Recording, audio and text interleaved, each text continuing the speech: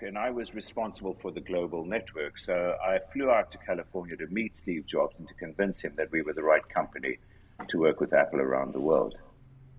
And that was the beginning of my involvement in the whole Think Different story. Okay. Wow. By the way, a little anecdote about Think Different. We had developed the campaign. We were about to launch it globally.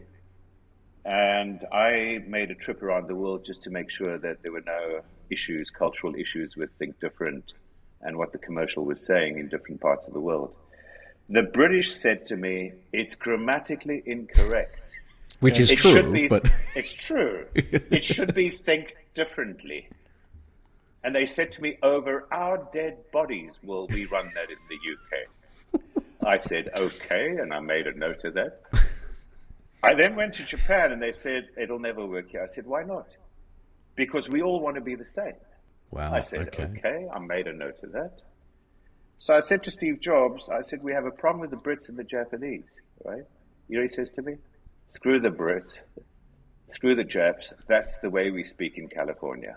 And by the way, this to me is crucial. Brand is true to itself. Brand is a reflection of who you are. It's what Aristotle called ethos. It's your character. It's who you are. Okay. The more and more I work on branding in today's modern world, the more I understand that Aristotle said it all when he spoke about rhetoric. All right, logos, ethos, pathos. It's what branding is all about today. Wow. I just got a chill. Yeah, fantastic. So genuinely tuning into Aristotle. But it is so important to be true to yourself, because a lot of brands and a lot of startups, a lot of organizations try to be everything to all people. And when you try to do that, you end up being nothing to anyone. Yes, absolutely. Absolutely.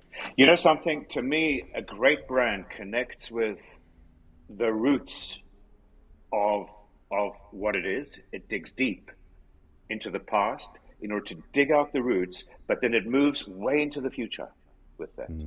Okay? But it creates a continuous line. It creates a bridge, if you like, between where you come from and where you're going. And it describes that path before you take up the journey. Think Different did exactly that for Apple.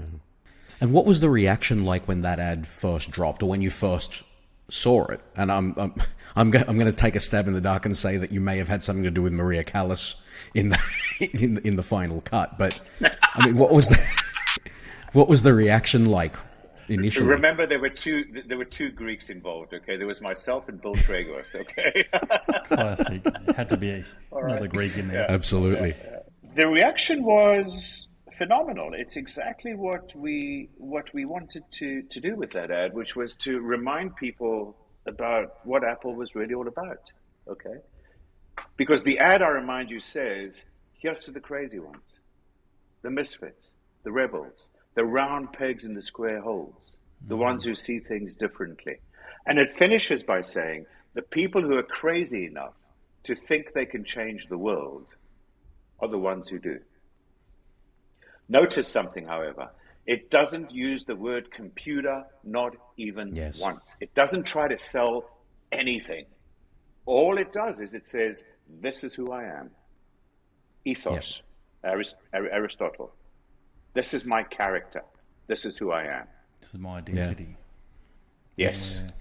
Wow. So how did the Brits and the Japs respond to that? So initially you had negative comments from them. So you guys still went through with the campaign, and how did they respond to that?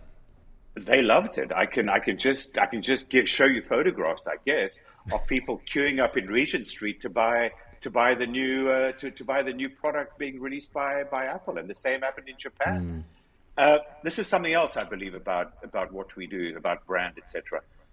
I do not like researching before we launch, right? I like to dig deep into. Yes, I'm very skeptical of market research. Steve Jobs always used to say, people don't know what they want until you show it to them. And I think we need to work with human insight, but not with human feedback in words. We need to understand people deeply and interpret that into what people will want. as opposed to asking them what they want. Is that because people think, or they repeat what they already know? Is that why you don't want the Absolutely. feedback? Or people don't know what they don't know. Absolutely. Especially in a world that is changing so rapidly, you've got to anticipate where things are going. Yeah. Otherwise, what are you doing? You're just simply giving people what they already know. It's nothing. It's not worth anything.